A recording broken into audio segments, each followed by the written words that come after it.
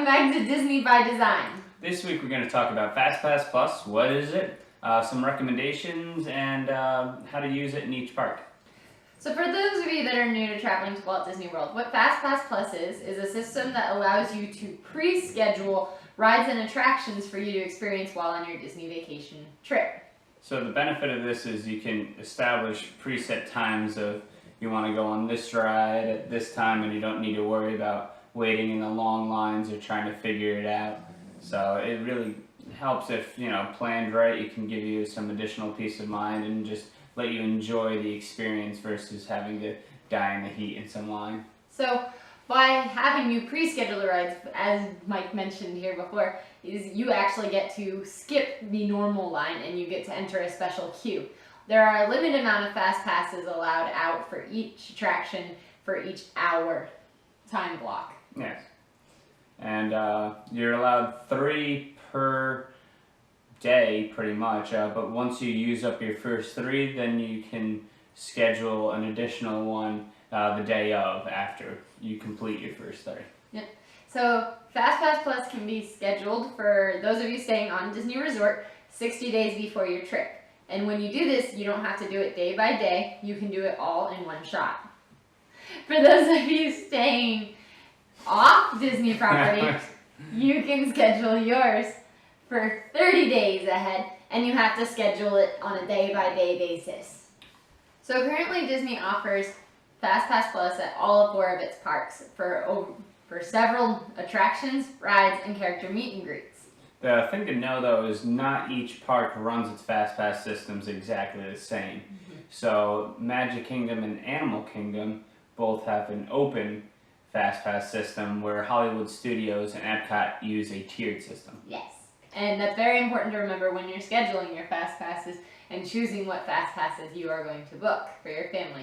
Remember, you can only pick 3 at a time, and after you get those 3, after you spend those 3 on your day, you can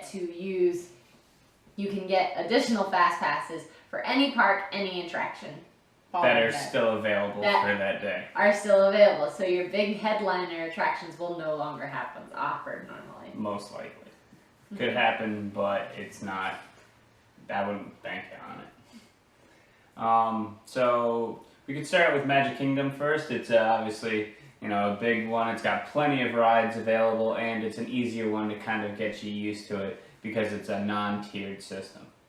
So the rides at Magic Kingdom that offer Disney's FastPass Plus are as follows: Barnstormer, Dumbo, Enchanted Tales with Belle, It's a Small World, The Mad Tea Party, Winnie the Pooh, Peter Pan's Flight, Mickey's PhilharMagic, Under the Sea, Journey of the Little Mermaid, Seven Dwarfs Mine Train, Buzz Lightyear, Space Ranger Spin, Monsters Inc. Black Floor, Space Mountain, the Tomorrowland Speedway, Splash Mountain, Big Thunder Mountain, Pirates of the Caribbean, Jungle Cruise, The Magic Carpets of Aladdin, and the Haunted Mansion. And the following character meet and greets are available: Ariel, Rapunzel, and Cinderella, they are a combined one, Mickey, and Tinkerbell. Wait, you can't FastPass Anna and Elsa? Anna and Elsa are no longer at Magic Kingdom. They have moved over to Epcot. Okay, so there's a lot of different options. So based off your party and your preferences is going to be a big deciding factor in which of these you're going to want. Just because we're, mid-20s, just us, no kids. Obviously, we like to try to schedule some of the big ones like Splash Mountain, Thunder Mountain, Space Mountain, kind of get your mountains down, because those tend to have your longer wait times, and those are the rides that we generally want to go on. So what we'd recommend for someone that is traveling as adults or as adults with older children that love thrill rides, we definitely recommend getting Seven Dwarfs Mine Train. You're hard pressed to find an additional one. And then I'd say Space Mountain, and then choose your pick between Splash Mountain and Big Thunder. We've always found that, especially early in the morning, those two have a very minimal wait as compared to Space and, of course, Seven Dwarfs Mine Train. And that's where with Splash and Thunder, you can kind of jump from one to the other pretty easy in the morning. Seven Dwarves will immediately get a line, even if you quickly walk, not run, there right off the bat. It's gonna be hard to get on that. Yeah. And then some of the other ones kind of get a line real quick. Peter Pan gets one pretty fast, and we'll have one now for the rest of the day. I think that's probably the biggest long wait afterwards. But if you're traveling with kids and little kids that don't like thrill rides, I definitely recommend, I'd have to say, you're probably going to want to book a character depending on if you have girls, then you're probably one of the people that are going to need to book Ariel or Rapunzel and Cinderella. But guys might want to meet Rapunzel or too. Cinderella too. I don't know. You boys might want to meet the princesses as well. Future brides. But I definitely recommend for those of you traveling with kids, definitely get Peter Pan's Flight. Yep. Because that one will always post a weight and it is very child friendly. Yep. The Tomorrowland Speedway always seems to manage some higher wait times. It's always in like the 40s to 50s. That's definitely an option. The Jungle Cruise is another one where that one's outside, so that's not a bad one to fast pass, so that way you're not dying out in the heat. Dumbo could also be a good one, but now with the big top play area, it's actually might not be worth it. And normally there's fast passes available for that one, so you can pick that one up later in the day with minimal worries there. And then I'd say just get your character meet and greet, because I'm guessing, anybody would want to meet Mickey or any of the princesses. It'd be just good to get those fast passes. Yep. So Magic Kingdom's pretty straightforward. It's really a lot to do with what you want. Book it up, but I think that the really ones that need, you're going to need a fast pass, or you're going to really have to work for it. Seven Dwarves, hands down, is the highest queue. Then Peter Pan is probably second in terms of average queue length. Then Space tends to be up there. And then Splash is probably kind of rounds it up. But honestly, it's Disney, it's Magic Kingdom. Each depending on what day you go, any ride could be up to 60 minutes. So, it's just pick the ones that you really want to make sure you do, and then really utilize. Magic Kingdom, hands down, is the one where after you use your 3, get another one. We've posted days where we've gotten 10 fast passes, 12 fast passes, just because now you can do it all on your phone and just don't care what the next one is, just pick something. And with then, the best time available. Yeah, and go do that and then get another one. So it's Magic Kingdom's definitely the place where you can rack up a lot of fast passes. So with that, Magic Kingdom, you definitely want to stack your fast passes more towards the morning side. I wouldn't recommend having a fast pass within that first hour because I found that you don't need it. Worth it. So starting, if the park opens at 8, I'd start your fast passes at 9. Yeah. So that way you can get that first hour of opening where you really don't have to worry about lines. That's where you can hit all of your big header attractions that you might not have fast passes for and you're not certain if you will get fast passes for. Or if you just really, really, really like a ride and you want to ride it alone. Yep. So then moving on to Epcot. So this one's, like we said, this is one of a tier system. So there are 3 tiers to this. 2 tiers. 2 tiers, I thought there were 3. No, there's only 2. Oh, well, there you go. So Epcot is a tiered system and it has 2 tiers. So the first tier you're allowed to pick just one, and then out of tier 2 you get your remaining 2. You could also pick 3 out of tier 2 and not 1 out of tier 1. But you're gonna want to pick one out of the first one. So, for Epcot, the attractions that are in tier 1, from which you can only select one, are Illuminations, Living with the Land, Soarin', and Test Track. Oh, and then Frozen Ever After. Next. Brand new. Brand new. Just got added to this FastPass list. Yeah. And then for tier 2, where you can choose 2 of, you have Turtle Talk with Crush, Spaceship Earth, Character Spot at Epcot, Pixar Short Film Festival, Journey into the Imagination with Figment, The Seas with Finding Nemo and Friends, and Mission Space. So for this tier 1, really what it comes down to is illuminations. I mean, Soarin' Test Track, those are a tough one too. And then now with Frozen. Ever After. And know. many of you may have noticed if you pay attention to the Disney news, but Frozen Ever After just broke records for a queue length with a grand total of 300 minutes, which is 5 hours to get on the ride, which was just Maelstrom before, which has been frozened up. So if you're going in the next 2 to 3 months, try to get a Frozen FastPass, or else it's going to be really difficult to get on it. Right now, I mean, at this point, they just added Frozen to the FastPass system, so even the people going today and tomorrow would have had to try to fight for the FastPass system. They weren't eligible, obviously, for the 60 days out. So that could be a bit inflation for the times, as well as it just releasing. So there's still that craze for it, but it looks like an awesome ride, and I might want to use my first pick for that yet again and see user pick on that one. Yeah. If you don't want to do Frozen with the Land, if you're completely sick of Frozen, which a lot of people are.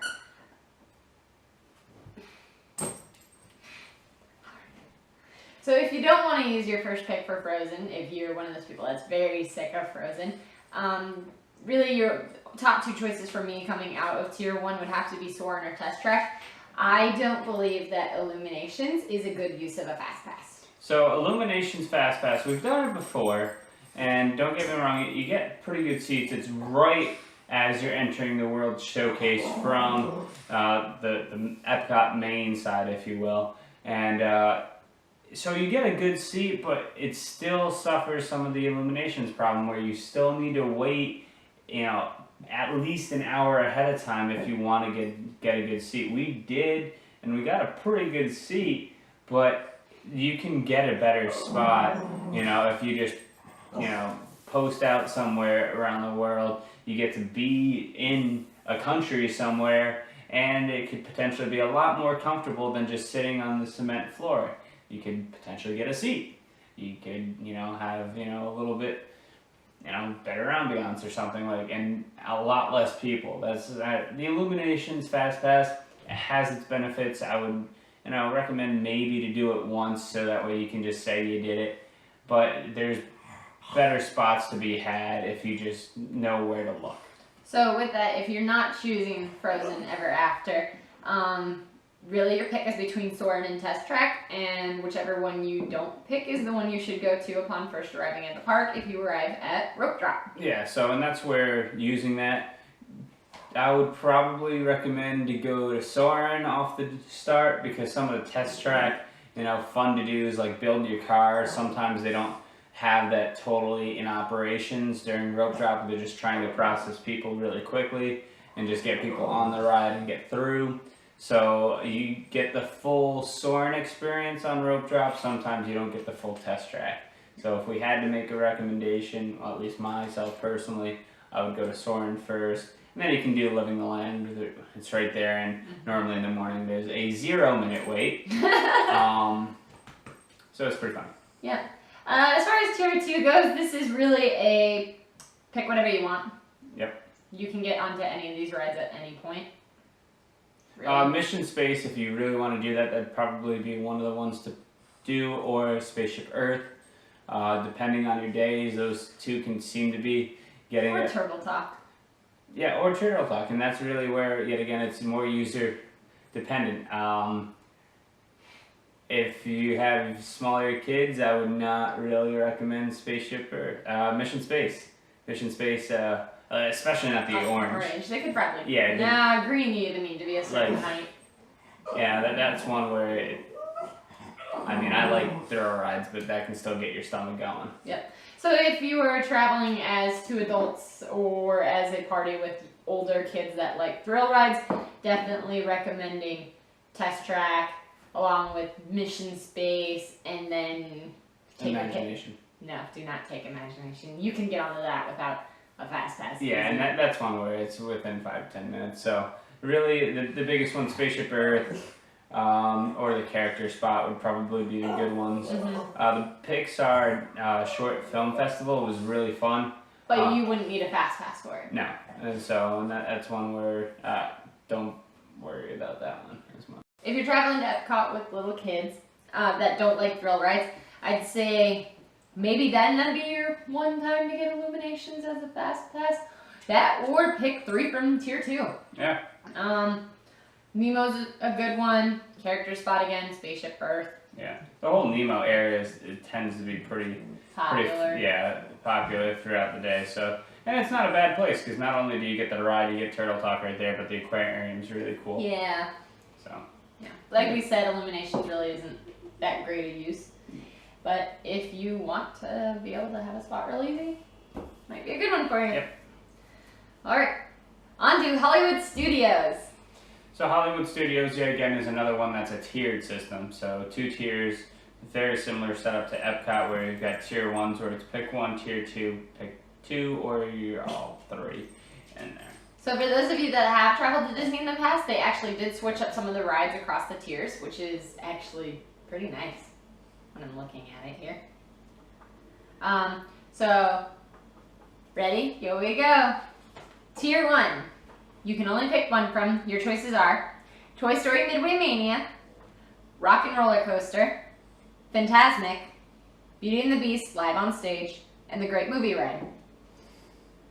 So, Tier 2. Tier 2, where you can pick 2 from, your options are Tower of Terror, Star Tours, Voyage of the Little Mermaid, For the First Time in Forever, a Frozen sing-along, Muppet Vision, Disney Junior live on stage, and Indiana Jones Epic Stunt Spectacular. Wow, they really did change those up. So out of the pick 1s, Toy Story, you're gonna need it. Yep. Rock and Roller Coaster, you can make it happen without it. Fantasmic, that's a whole nother thing that we'll pick up in a little bit. Beauty and the Beast, you know, and Great Movie Ride, not really. So out of the pick 1s, I'd say Toy Story, Fantasmic, and maybe Rock and Roller Coaster. Maybe Rock and Roller Coaster. This all depends on how you want to plan your day. If Fantasmic is really important to you and getting good seats for Fantasmic, I definitely recommend the FastPass Plus for Fantasmic, just because the last time we went, they've reduced the Fantasmic show times from 2 to 1, which has overpopulated one showing. Yeah, it makes it crazy. Like with 2 shows, it was packed. So if you're ever going down there and there's only 1 show, I almost very highly recommend you get the FastPass or you do the dining package. Because even if you show up 40 minutes ahead of time, you're going to be lucky if you get a seat. Or we It's that seen bad. last time. Yeah, it's like with 1 show, it's a great show. It's probably one of the best shows that are there, and so it rightfully deserves it. But with only 1 show, it's a lot of people. You're gonna need any edge you can get. Mm-hmm.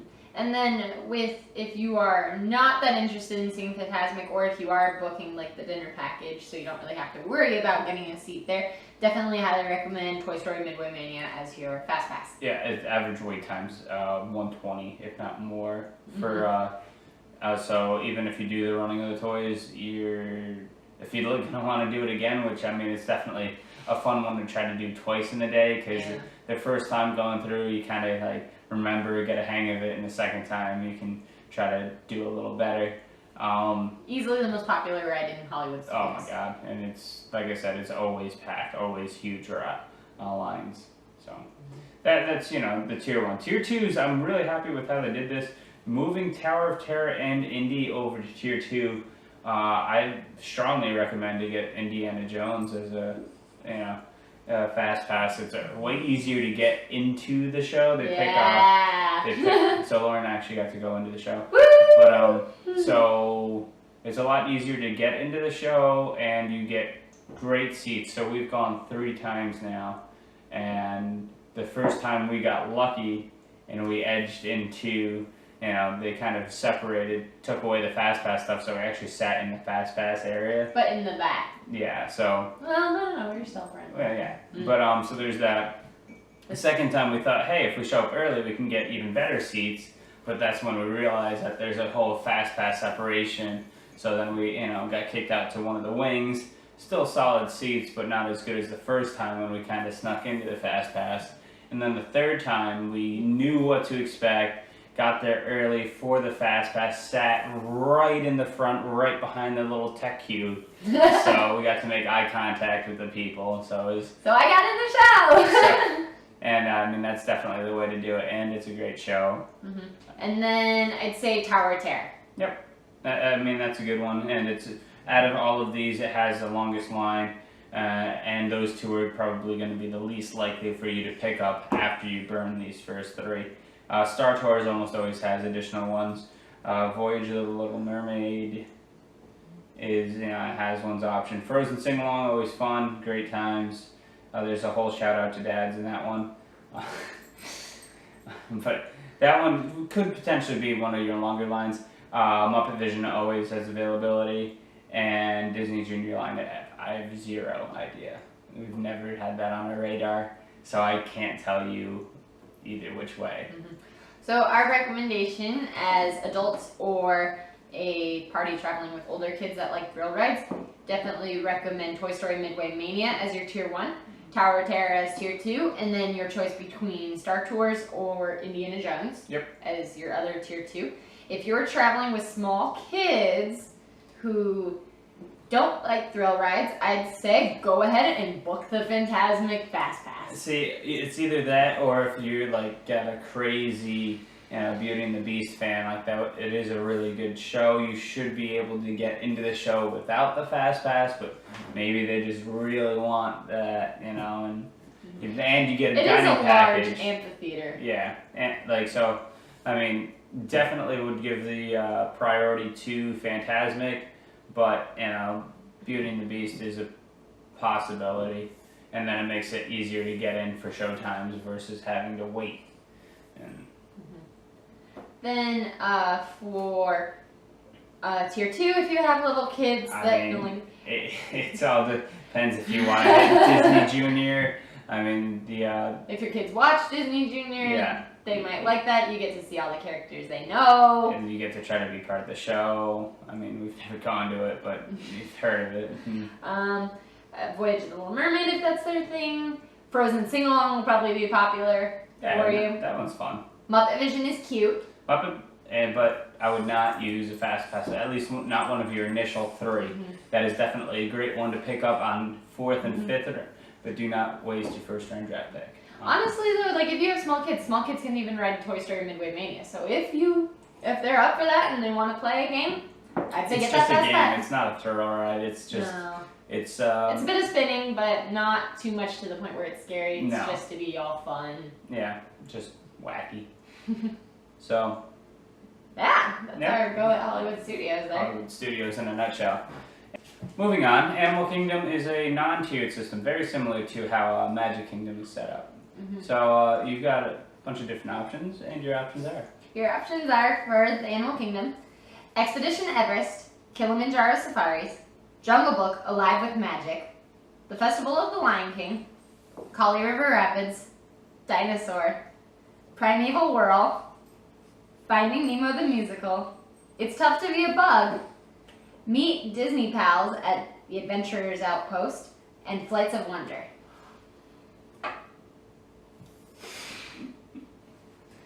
So out of those, in terms of which ones are going to have your longest lines, Expedition Everest is going to have a huge line. A Kilimanjaro Safari, yet again, is going to be a huge line. After that, those are definitely your 2 big ones. I think Festival of the Lion King and Kali River Rapids usually post Kali River. Online. Yeah, it definitely is, and that's a tough one to wait on. I wouldn't really recommend waiting on that one. Mm-hmm. At least Expedition Everest is kind of, I don't know, I find that queue to be a little bit more enjoyable than the Kali River. Festival of the Lion King and Flights of Wonder, you'll be able to get into those without FastPass, so I wouldn't worry about those. They're tempting. Finding Nemo is very similar to Indiana Jones in the fact where FastPass Plus gets that prime seating. Yeah, way better seating. Way better seating. But it's not to the fact, like, you can still easily get seating with non-FastPass. Mm-hmm. So that's just, if you make that a priority or not. I wouldn't say that you have to do it, but as that ones to definitely not do. Prime of the world. I think that was pretty much what that whole, and it's tough to be a bug. Yeah, you can get in anytime there. Yeah, those are probably the two where don't even worry about them. Those you can pick up easy on, not even your 4, easily can pick up on 5 and 6. Mm-hmm. Those are no worries there. So for us, our recommendations, I would have to say to get is Expedition Everest, Kilimanjaro Safari, and Kali River Rapids. Yeah. Although I don't know what the Jungle Book Alive with Magic, I hear good things about it. That's the show that That's the new show. On the Tree of Life. We haven't seen it yet. If you have little kids that don't like thrill rides, I'd say definitely get your Kilimanjaro Safari. That is cool for any child. Yep.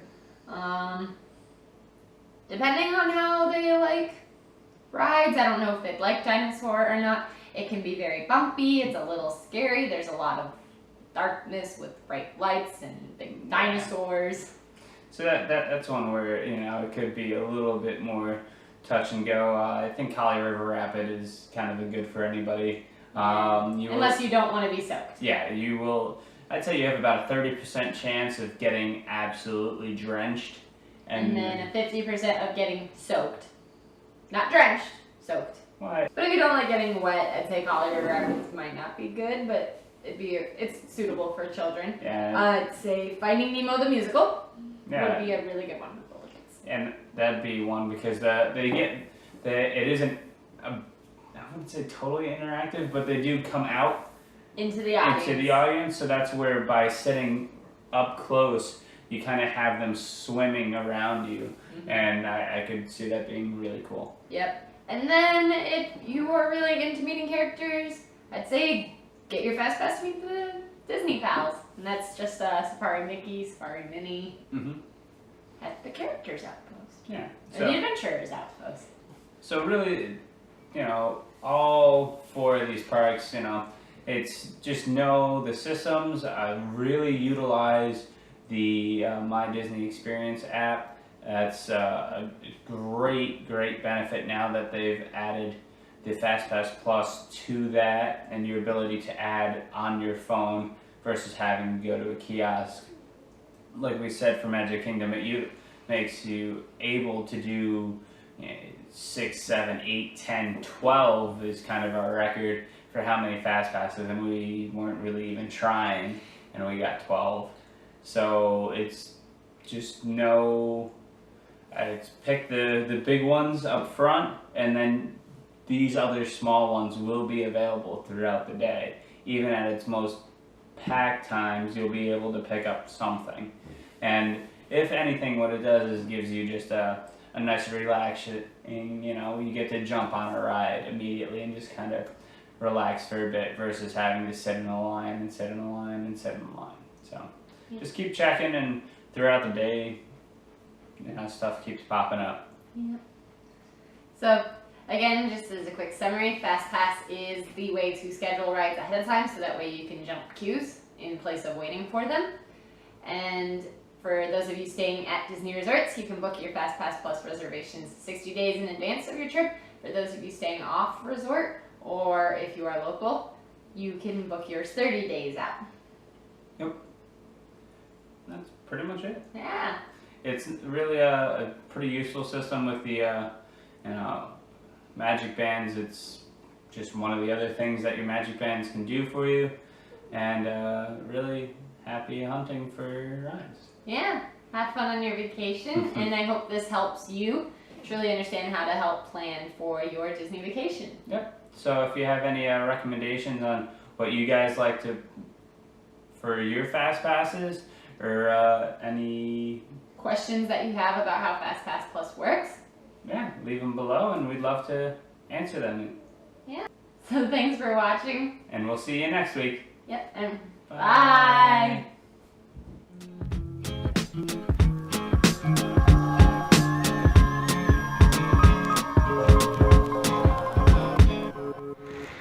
Dexter. Who's that? Dexter. Dexter. Is that your stitch? Do you have a stitch?